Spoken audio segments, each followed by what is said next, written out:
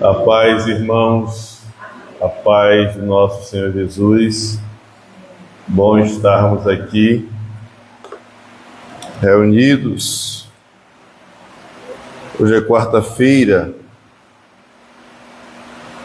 Está no culto na quarta-feira. Que bênção. Meio da semana, né? Meio da semana. Glória a Deus. Às vezes no meio da semana tem aquela correria do trabalho, tantos afazeres, tantas coisas. É justamente no meio da semana tem um culto ao Deus vivo, de oração, de meditação da palavra, a importância de estarmos juntos, servindo ao Senhor, glorificando a Deus. Amém? Graças a Deus, o Senhor abençoa a nossa irmã Zete, né? Trouxe em paz e segurança. Glória a Deus, glória a Deus. Amém? Meus irmãos, nós vamos dar sequência à palavra que nós estamos estudando, o livro de Juízes.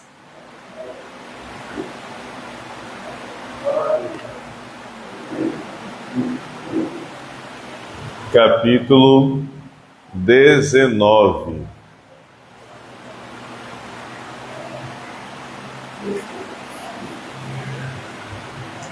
Deus seja louvado para sempre. Glória a Deus, irmãos. Juízes, capítulo 19. Você achou? Dorinha achou, filha?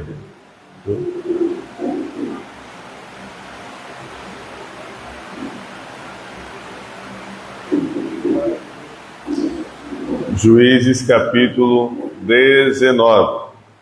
Diz assim: Naquela época não havia rei em Israel. Aconteceu que um levita que vivia nos montes de Efraim, numa região afastada, tomou para si uma concubina que era de Belém de Judá. Mas ela lhe foi infiel, deixou-o e voltou para a casa de seu pai, em Belém de Judá. 4 meses depois, seu marido foi convencê-la a voltar. Ele tinha levado seu servo e 2 jumentos. A mulher o levou para dentro da casa de seu pai. E quando seu pai o viu, alegrou-se. O sogro dele o convenceu a ficar ali, e ele permaneceu com eles 3 dias, todos comendo, bebendo e dormindo ali. Amém? Pai, obrigado pela leitura da tua palavra. Te agradeço imensamente, Senhor. Coloco-me diante de Ti com toda humildade, prostrado diante do Senhor, pedindo encarecidamente que o Teu doce Espírito possa iluminar a minha mente, para que eu fale a Tua palavra com sabedoria e no poder do Espírito Santo. Que todos que estão aqui possam ouvir a palavra, receber graça, ter entendimento, receber força espiritual. Fala conosco, Senhor, e aqueles que também acompanharão ou estão acompanhando pela internet. Em nome de Jesus, amém. Nós estamos terminando a nossa jornada pelo livro de Juízes. Nós conseguimos terminar a jornada do livro de Josué. E entramos em Juízes e estamos já, como o tempo passa rápido, né? O tempo passa muito rápido. Já estamos no capítulo 19, vendo a última parte, a última sessão do livro de Juízes, que conta a história do levita, que nós vamos ver, da concubina, e trata da questão moral do povo. O capítulo anterior, os capítulos anteriores, o 17 e o 18, mostra a realidade espiritual, a condição espiritual. Nós falamos muito aqui sobre isso, pois sempre vemos no livro de Juízes que o povo, quando o juiz morria, o povo voltava a fazer as coisas contrárias à vontade de Deus e a servir outros deuses. Só que a gente não sabia como era assim, a realidade que eles faziam, né? Aí o capítulo 17 e 18, capítulo 17 e 18, mostra uma ação específica de um homem que era idólatra, que tinha um santuário, que o desejo do coração do povo era a questão da idolatria, tanto que a mãe, quando soube do dinheiro, a prata que havia sido, que o filho mostrou que foi ele que tinha pego a prata, ela prontamente devolveu para que se fizesse um ídolo. Então é a tendência do coração. Então eles viviam nessa prática da idolatria, de servir a outras coisas, a inclinação. E aí 17 e 18 mostra como é que eles faziam. Então era uma espécie de sincretismo religioso. Lembra falei do sincretismo religioso? Quando mistura as formas de culto, objetos e tudo mais. Então, queria misturar as coisas de Deus com a questão idólatra.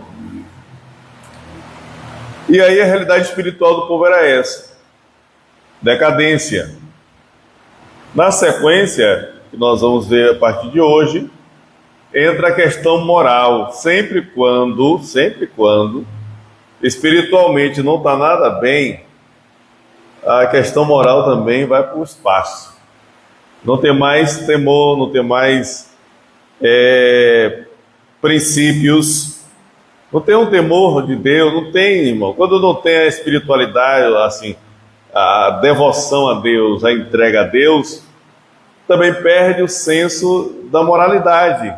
Porque o mundo está assim tão terrível, né, de trevas, a promiscuidade, né, o engano. Por quê? Porque não tem o senso de Deus, o temor a Deus. Não tem, perdeu-se. Então, nós vemos isso. E aí, a partir do capítulo 19, vai mostrar esse comportamento, irmãos, terrível, que estava no coração e no meio ali dos israelitas, ok? Então, é essa história. Nós vamos ver aqui, nesse capítulo 19, que é o início, fala do levita, como nós lemos, que ele pegou uma concubina, que era de Judá, pegou para si. Essa primeira parte mostra ele com essa concubina, relacionamento e tal, e na outra parte vai mostrar ele regressando, como o texto diz aqui, que ele voltou, foi lá para buscar ela, convencê-la, e a segunda parte vai tratar ele lá na casa do pai dela, tratando para trazê-la de volta. E a terceira parte vai ser a tragédia. Irmãos, hoje sabe o que é que Satanás quer fazer? O que ele tem feito, né? O que ele faz? Age para que os desejos mais sombrios do coração humano sejam revelados. Os desejos mais sombrios. Eu estava vendo na internet, no YouTube, eu nem assisti o vídeo, mas eu vi, não sei se alguém viu isso, mas estava lá a reportagem, só assim, a informação, dizendo, eu não sei se foi um filho ou foi a filha que matou a mãe, arrancou o dedo para poder usar a impressão digital. Foi o filho, né? Arrancou o dedo da mãe para usar a impressão digital para abrir o banco, essas coisas, imagine. Já pensou um negócio desse, irmãos? Satanás, é isso que ele quer fazer. Fazer com que os desejos mais obscuros, mais tenebrosos do interior do ser humano sejam revelados. Coloque-se para fora. Dele Caim lá. Caim matou seu próprio irmão. O desejo lá, as trevas, Satanás, que agiu, o pecado que já estava ali. Deus disse, ô Caim, se você proceder corretamente, você não será aceito. O pecado está à sua porta. Cabe a você dominá-lo. Cabe a você dominá-lo. Mas ele se deixou levar, ele, se entregou àquele desejo, à inveja e outros. Então, a ação de Satanás para revelar os desejos mais sombrios do ser humano. E é isso que vai acontecer aqui, porque quando não se tem a espiritualidade, quando não se tem uma devoção, quando não se tem o temor, a entrega a Deus, quando se está envolvido com coisas contrárias à vontade de Deus, ok?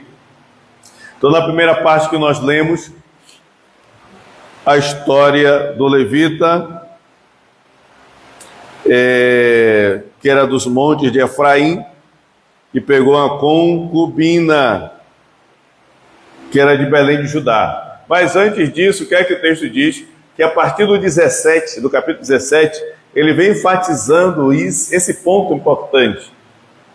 Nessa época não havia rei em Israel. Não havia rei em Israel. Não havia uma liderança. Cada um fazia o que desejava no seu coração. Então, não havia uma centralidade para que o povo se voltasse. Tanto é que você não vê em Juízes falando da questão do templo. Porque Moisés recebeu de Deus as tábuas, as leis, e Moisés fez a tenda da congregação lá, para que o povo pudesse consultar Deus, receber a palavra e tal. Moisés morreu, e isso foi passado para Josué. Os levitas conduziram, tudo certinho. Josué morreu, foi passado para os anciãos. Foi passado, tal. Eles morreram e foi ele passando. Só que o povo se envolvia tão com as coisas contrárias que a gente não vê ser mencionado isso. Então, o povo, cada tribo, fazia o que bem parecia. Não tinha uma lei, uma regra para que seguisse. Na verdade tinha, né? Só que eles não seguiam. Não havia rei em Israel. Cada um fazia o que desejava no seu coração. Mas tinha a lei de Deus. Deus havia dado, e Deus foi isso que Deus falou lá desde Êxodo, quando ele deu a lei, e Deuteronômio, quando eles estão para entrar na terra, ele reafirma a lei. Obedeça. Ainda tem a passagem das bênçãos e das maldições. Bênçãos se vocês obedecerem, tal, vai ser abençoado. Se desobedecerem, serão amaldiçoados. Bênçãos e maldições. Quando ele chamou Josué, no capítulo 1, verso 8, o Senhor disse, olha, que você atente para tudo que está escrito no livro da lei, faça cumprir e tudo mais. Então, tinha lei, mas não tinha um rei que centralizasse todo mundo na lei, na palavra, no tempo, na oração, em Deus. Então, cada um fazia o que dava na telha, o que isso o coração, que a tendência do ser humano é contra Deus.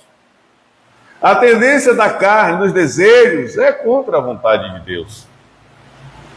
Por isso a importância das regras, da lei, a importância de ter um controle. Então não havia rei em Israel, cada tribo fazia o que dava na telha fazer, Assim esse levita pegou essa concubina. Concubina, vocês sabem, concubina não é a esposa. A esposa não é uma concubina. Tem a esposa e tem a concubina. É uma mulher, não é amante, porque naquela época se podia ter mais de uma mulher. Então não se dizia assim, não falava amante, falava concubina. Que amante é quando se é escondido, Quando uma pessoa tem um amante é porque aí é coisa escondida. Deu o nome dessa criatura que usada pelo demônio para destruir um lar, e o cara fica com tem esposa, aí vai pulando a cerca, fazendo amante. Isso é do Satanás. Nessa época se podia, era permitido ter mais de uma mulher. Tinha a esposa oficial, e tinha a concubina. Então ele pegou uma concubina de Judá, Belém de Judá. E aí, tal. Só que o texto diz que ela foi infiel. Não se manteve fiel. A infidelidade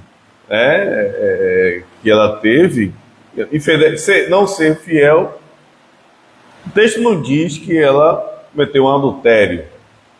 Mas quando a ideia de infidelidade já parte para esse lado do adultério, não é? Na sua fala o quê?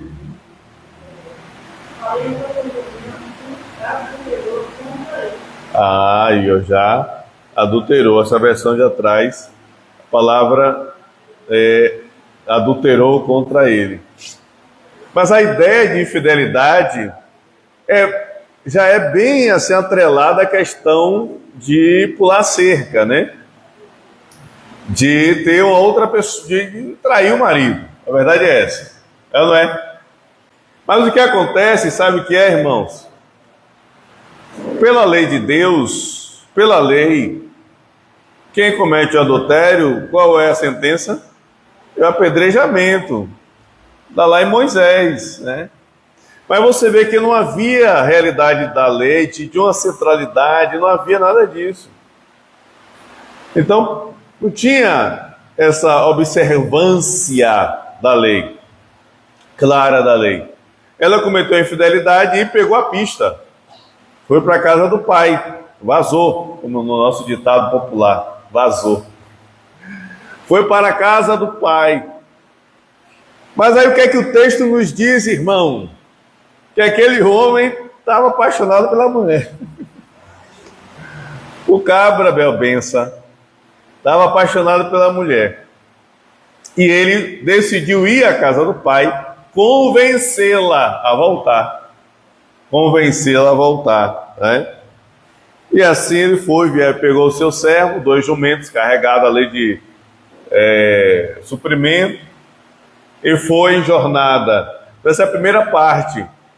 Ele com essa concubina e a história dos dois. Ele indo à casa do pai dela, porque ela voltou para a casa do pai, e tentando convencê-la a retornar para ele.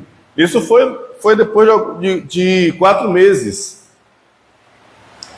Depois de 4 meses, que ela tinha feito a situação, ele não esqueceu a mulher, Não esqueceu a mulher, voltou, glória a Deus por isso, Também não era esposa, era concubina, de qualquer forma, só que ele não queria perder nenhuma.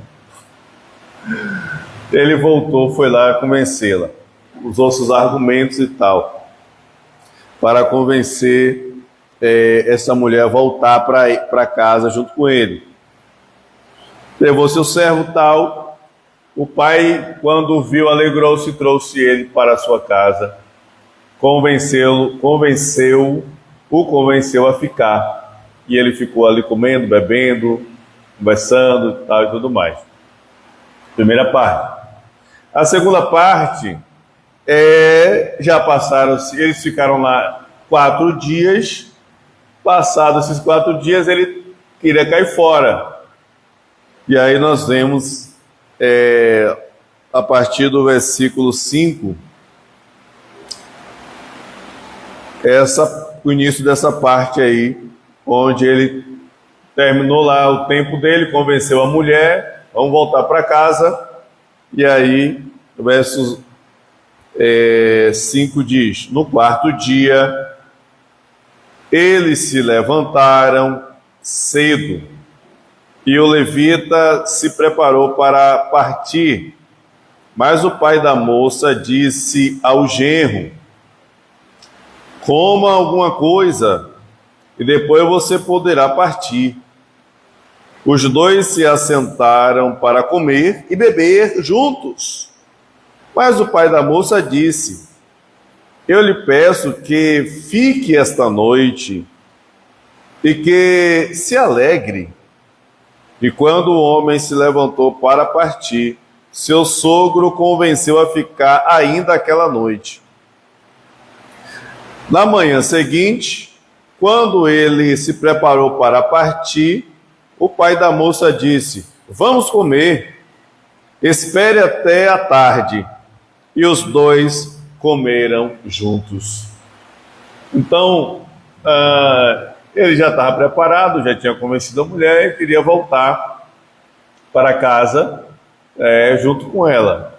Só que o pai da moça prendeu, ele foi fazendo, tapeando, como nós dizemos aqui no nosso ditado popular, foi tapeando a moça, tapeando tapeando ele, o genro, para que ele ficasse junto com ele.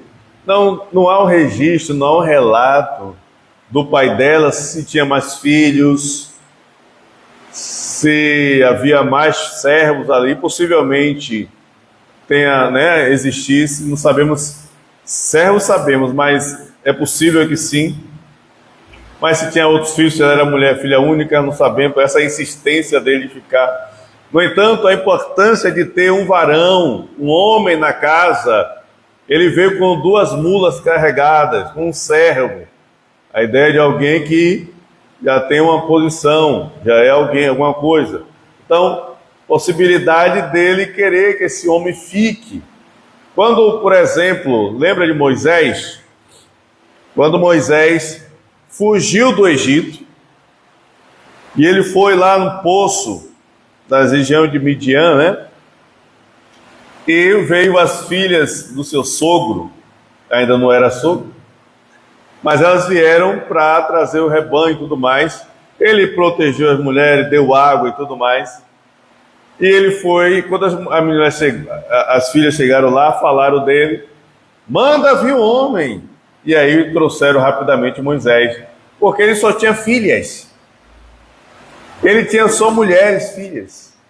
E a importância de ter naquela época, ele ter um varão, um homem na casa. E aí veio Moisés, rapidamente foi aceito, recebido e tudo mais, ficou ali. E ainda ele deu a sua filha para casar-se, para prender ele de vez ali.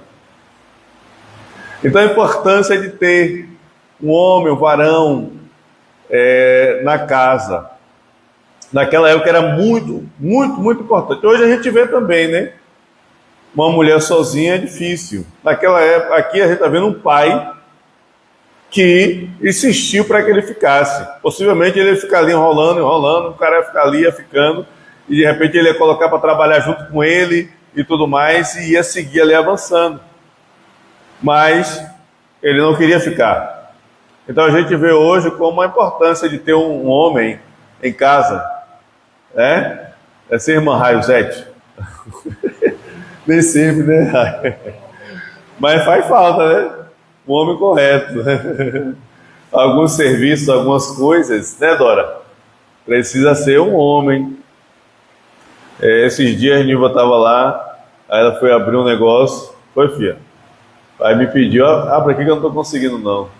Lembra, não? Um frascozinho, estava apertado aí, mas eu fui lá, rapidinho abri. Então, né, Dorinha? Aí o homem faz falta, né? Já serve para alguma coisa. Então, tem essa ação do homem. Então, a importância. Naquela época era muito importante ter um homem na casa ali. Ele insistiu, foi protelando ali, vamos almoçar, vamos tomar café. Não, já está tarde, fica aqui, amanhã você vai. Aí quando é de manhã, ele diz, tá, não, antes de sair vamos comer alguma coisa. Aí conversava, batia papo, aí o horário ia. Não, espere um pouquinho até o almoço. Aí batia papo ali, vamos almoçar. Aí já está tarde, o dia já vai acabando, para você sair uma hora dessa. E ia ficar nesse programa aí de enrolação, porque ele queria realmente que o homem ficasse. No entanto, aquele homem estava agoniado para cair fora, para pegar a pista e ir para sua casa, né? E ir embora. Ele estava decidido a ir embora. Quando ele acorda, vai no dia seguinte, o homem chama, vamos almoçar, ou vamos tomar café, vamos comer alguma coisa? Ele come e tal, tudo mais, mas quando chega a parte da tarde, para chegar a hora do almoço, o homem tenta convencer, mas ele estava decidido a ir embora. Estava decidido completamente. Mesmo assim, o sogro disse, o dia já vai acabar, espera um pouco. Ele pegou, foi as trouxas dele, pegou o negócio, a mula, pegou a mulher e vazou. Nada, fica aí só você e já fui. E ele foi, né? Aí vem a terceira parte, que é a parte da jornada de retorno. A jornada de retorno, versículo 11. A jornada de retorno, é onde vai acontecer toda a tragédia e a ação maligna, né? Verso 11. Quando estavam perto de Jebus, e já se findava o dia, o servo disse ao seu senhor, venha, vamos parar nesta cidade dos Jebuseus e passar a noite aqui. Presta atenção aí no verso 12. O seu senhor respondeu, não vamos entrar numa cidade estrangeira, cujo povo não é israelita. Iremos para Gibeá, era onde ele queria ir. Mas observe esse detalhe que ele falou. O servo disse, vamos a Jebus. Jebus, que futuramente é Jerusalém. Mas eles vão para Jebus, que ainda, aqui é o período dos juízes, na questão da conquista da terra, todo esse processo ainda, havia regiões onde povos antigos que habitavam a terra permaneceram porque os israelitas não expulsaram completamente os povos daquelas nações. Então havia povos estrangeiros ali ainda. O servo disse, vamos para Jebus, para que lá a gente passe a noite e de manhã a gente vá. Ele disse, não, de maneira nenhuma. A gente não vou me arriscar a ficar em uma região estrangeira.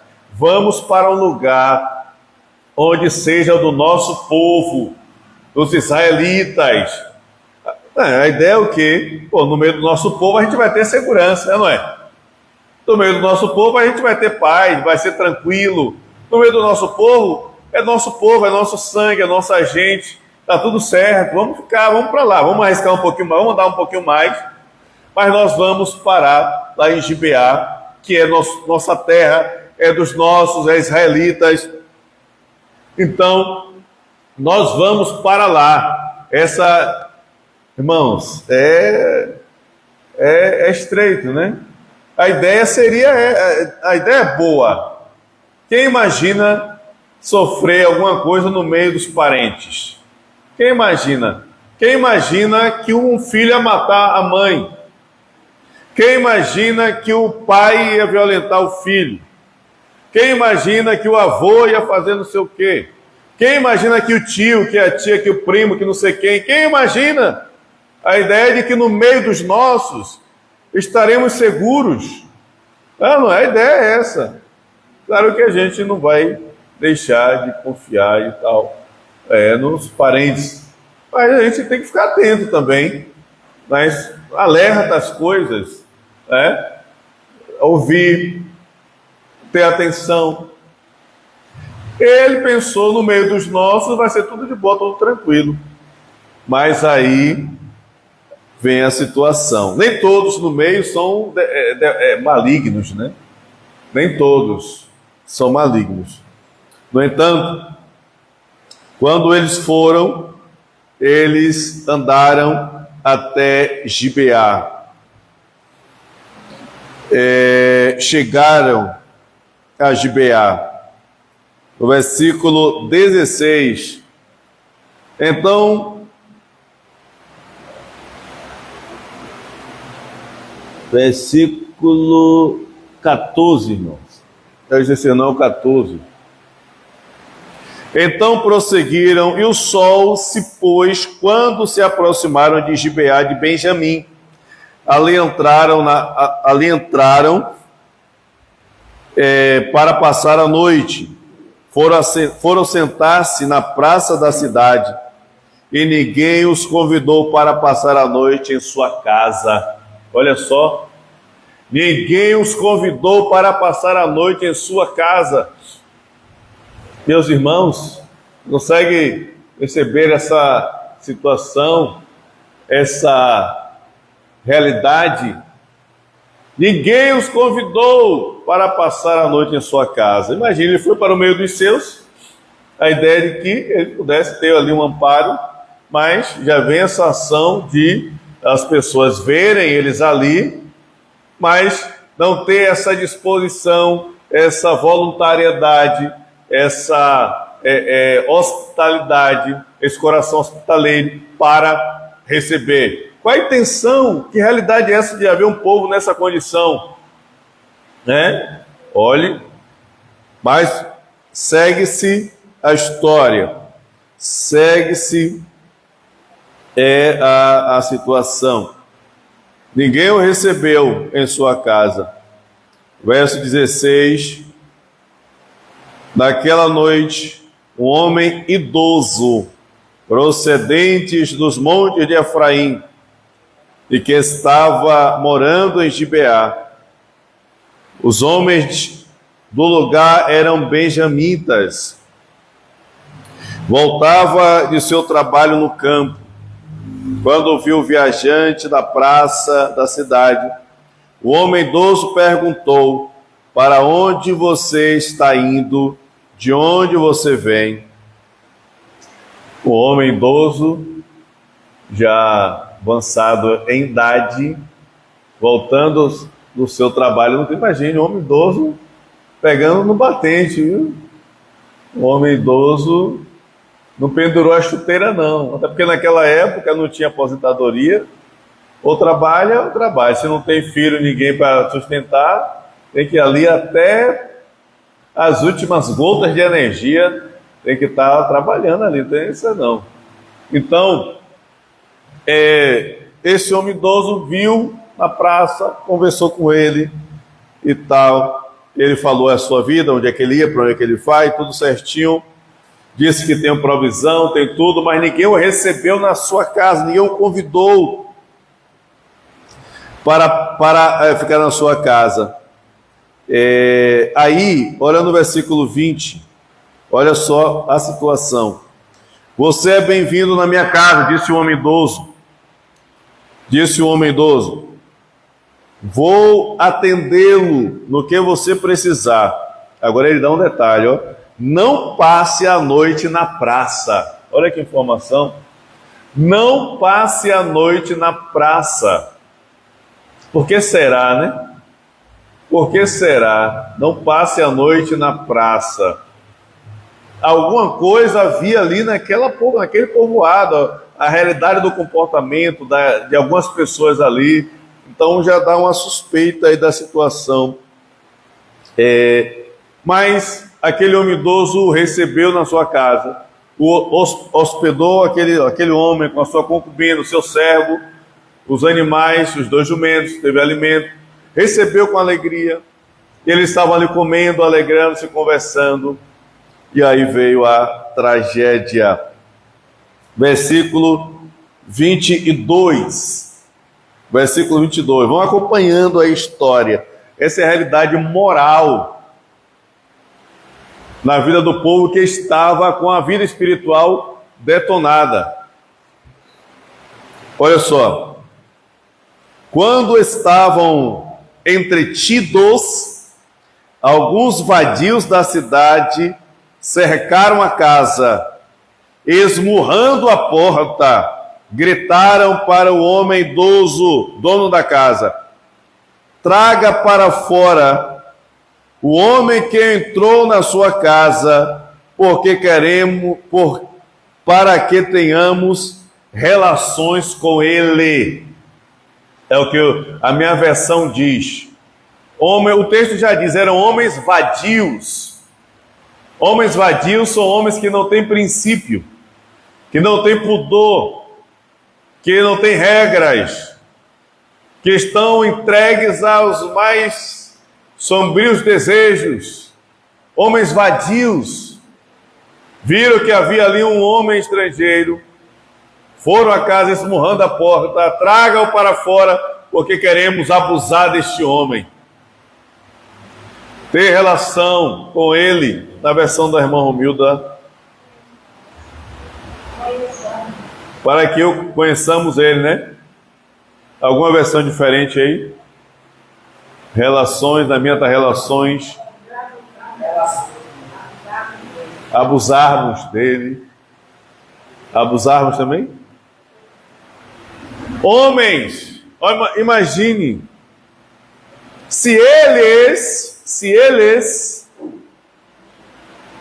estavam com esse comportamento para com aquele homem, é porque essa era a realidade da vida daquela população. Eles não tinham um padrão ético de Deus, moral, do princípio da criação, porque isso mostra a influência que houve dos povos daquela terra, que ali habitavam. Então, a ideia deles de fazer a violência sexual contra um homem, que coisa macabra, maligna, satânica, terrível. Então esse foi a intenção desses homens daquela época que estavam ali naquela cidade de Gibeá de Benjamim. Ou seja, o que é que nós vemos aqui, irmãos? O problema da espiritualidade afetando no problema da moralidade. Não há o temor a Deus, se entrega aos desejos mais sombrios do coração, desejos carnais, os desejos pecaminosos, se entregam a essas coisas porque não há temor a Deus, não há a vida com Deus. E aí a tragédia é anunciada. O homem idoso recebeu um hóspede. Aquele que recebe se torna responsável por aquele hóspede. Se torna responsável. Então, ele foi à frente para tentar parar a situação daqueles homens. Não façam isso. Tenho aqui minha filha virgem. Então, um homem idoso que tinha uma filha virgem. E ele tem a sua concubina. Vamos trazê-las para fora e vocês podem fazer com elas o que vocês quiserem. Naquela época, o homem tinha uma importância maior. Naquela época. Claro que esse pensamento também é uma tragédia, né? Trazer as mulheres para vir ser ali destruída por aquela turba. Ele não tinha como ligar 190, né? Vou ligar para 190, não tem. E você vê a ideia, até porque a precariedade, como é que vai chamar quem? Eles estavam já à noite. À noite, não é como hoje aqui à noite, que a gente sai aí, tem poste, tem tudo mais. Não, imagine você já foi no interior? Você já foi no interior? Conhece? Uma casa aqui acesa, luz. aí tudo escuro o caminho, aí você vai ver uma outra casa lá. Se bem que ali era uma cidade, né? Era um povoado. Não era cidade como a gente tem hoje. Era uma vila, um povoado, né? Não é como hoje. Era um pequeno, que também naquela época poderia ser grande, para a dimensão daquela época. Não é uma questão de casas muito espaçadas, né? Longe. Mas, no entanto, não era uma questão de ter uma iluminação pública, algo desse tipo. E o contato para uma hora daquela que o dia terminava às 18 horas, e às 18 horas está todo mundo nas suas casas e tudo mais, já dormir, porque eles acordavam muito, esse povo acordava muito cedo, já de madrugada, para aproveitar bem o dia. Então pedir socorro era algo complicado. Vai chamar quem? Então ele teve a posição de oferecer a sua filha e a concubina. E assim ele ali tentando convencer aqueles homens de não cometerem a atrocidade com o seu hóspede. Então ele falou, tentou convencê-lo, mas não adiantou nada. Então, o versículo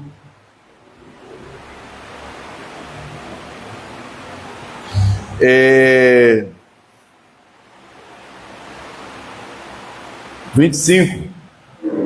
Meu óculos aqui para longe, pequeno, está estreito, viu? Eu vejo aqui a letra, mas o número é bem pequeno. É 25 mesmo. Esse óculos deveria ser bom para eu enxergar longe, né? Deveria ser bom, porque é para longe, né? Amém. Glória a Deus. Mas os homens não quiseram ouvi-lo. Então, o levita mandou a sua concubina para fora e eles a violentaram e abusaram dela a noite toda. Meu Deus. O levita viu que não ia dar certo ali a conversa, ele foi lá, pegou a sua concubina, ficar aí fora, fechou a porta e largou a mulher lá e entrou. Trancou a porta, ele já, ela está aqui, não vou ficar brigando aí para entrar, ela já está aqui, então pronto. Pegaram a mulher, violentaram, não era uma pessoa só, disse que foi uma turma, um grupo, não tem um número aqui de quantas pessoas foram, não sei, 10, 15, 20, poderia ser um número maior, mas todos aqueles homens que queriam abusar e violentar o levita, violentaram a mulher a noite toda, irmão. Meu Deus do céu, que tragédia. A noite toda, de todas as formas. É como diz, o diabo, ele quer trazer os pensamentos e os desejos mais sombrios que está no coração do ser humano. Os desejos mais sombrios, mais obscuros, mais depravados. É o que o diabo faz. Com o pecado, com a separação entre o homem e Deus, com a desobediência de Adão, a natureza humana se tornou uma natureza podre. Uma natureza podre. E dessa natureza podre, o diabo age para que sejam trazidos lá do mais profundo lá as ações mais perversas. E aí aquele povo todo ali, aqueles homens, pegaram a coitada da mulher e violentaram ela a noite toda. Violentaram. Então quando a gente fala violentar, porque o texto diz aqui, não sei se na versão dos irmãos está a mesma coisa, diz aqui, violentaram e abusaram dela. Tá como? Só? Só ou tem duas palavras ou uma só? Estupraram. Uma palavra só, né? Estupraram. Na sua? Forçaram e abusaram. Conheceram só? No versículo 25? No versículo 25? conheceram e abusaram. Só que a gente vê qual era o caráter, o texto diz qual era o caráter desse povo. Alguns vadios da cidade cercaram a casa. Alguns vadios, então o caráter, a realidade deles, vadios, não tem princípio, não tem pudor. Pegaram ela com violência. Por que com violência? Porque o resultado foi trágico. Na manhã, na alvorada, quando eles foram embora. Então, a violência que aquele povo, aqueles homens pegaram aquela mulher, e aqui o foco é sexual, de todas as formas, de mais obscuras ações sexuais, infelizmente, fizeram com essa mulher. Tanto é qual foi o resultado dessa violência. Na sequência do versículo diz: ao alvorecer a deixaram. Ao romper do dia, a mulher voltou para a casa onde o seu senhor estava hospedado, caiu junto à porta e ali ficou até o dia clarear. Vemos que eles a levaram para um outro lugar, ali perto mesmo, e fizeram atrocidade com ela. Ela conseguiu ainda com algumas forças que tinha chegar até a porta da casa onde o seu marido estava hospedado, e chegando lá caiu na porta com a mão no batente da porta. Imagine o teor e o tamanho de uma violência que a mulher sofreu a noite toda com um grupo ali. A mulher chegou esbagaçada de manhã, e quando o marido levanta, abre a porta para ir embora, quando o seu senhor se levanta de manhã, verso 27, abriu a porta da casa e saiu para prosseguir viagem, lá estava sua concubina, caída à entrada da casa, com as mãos na soleira da porta. Ele lhe disse, levante-se e vamos. Não houve resposta. Então o homem a pôs em seu jumento e foi para casa. Mas você vê como também ele foi buscar a mulher lá em Belém, em Judá, porque ele queria trazê-la de volta. Vou convencê-la a voltar. Ele sentiu a falta dela, foi convencê-la a voltar. Aí quando é de manhã, ele vê a mulher lá jogada no chão, levante e vamos. Já pensou? Para você ver a mentalidade que era aquela época com relação à mulher. É algo terrível, né? Viu a mulher lá no chão, em vez de dar a mão, vamos tentar levantar a mulher, ou coisa desse tipo. Mas o texto diz que ele disse só levante e vamos. Terrível. Não houve resposta, pegou a mulher, botou no seu animal e foi para casa, porque a mulher já estava morta. A mulher já estava morta. Imagine a violência que essa mulher sofreu a noite toda para de manhã ela não aguentar e estar morta, morrer pela manhã. Terrível, irmãos. E aí vem a conclusão, né? No versículo 29. Quando chegou, apanhou uma faca. Quando ele chegou em casa, o que ele fez? Apanhou uma faca e cortou o corpo da sua concubina em 12 partes e as enviou a todas as regiões de Israel. Olha só. Chegou em casa, levou a mulher morta, levou o corpo da mulher. Quando ele chegou lá, ele cortou em 12 partes o corpo da mulher. Esquartejou, né? A palavra esquartejou. Cortou em 12 partes. Todos os que enviou para as 12 tribos de Israel. Todos os que viram isso disseram, nunca se viu nem se fez uma coisa dessa desde o dia em que os israelitas saíram do Egito. Pensem, reflitam, digam o que se deve fazer. Imagine, irmãos. E aí ele mandou para Ou seja, não tinha um rei, não tinha um líder, não tinha alguém, uma centralidade. Mandou para todas as tribos. E quando eles receberam aquilo, eles ficaram estarrecidos. Como é que aconteceu isso em Israel? Desde que saímos do Egito, nunca se viu algo desse tipo. Que atrocidade. Mas essa situação, não havia rei Israel, a realidade espiritual era conturbada, a adoração a ídolos, uma mescla, refletiu na moralidade. Não todos os benjamitas que estavam ali em Gibeá, mas um grupo, não eram todos que eram perversos, mas um grupo só, um grupo que cometeu essa atrocidade, porque não havia temor a Deus. E vai se revelar no capítulo 20 que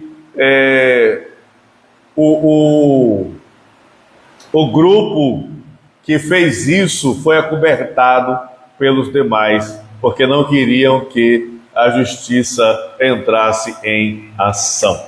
Então, o resultado disso é só ladeira abaixo. É só ladeira abaixo, é só destruição que vai acontecer no capítulo 20, que veremos na semana que vem. Então, o que é que nós vemos aqui com esse capítulo? O problema da espiritualidade traz uma moralidade pervertida. Quanto mais está longe de Deus, mais imoral a pessoa se torna. Mais imoral, mais as coisas terríveis. E mesmo no meio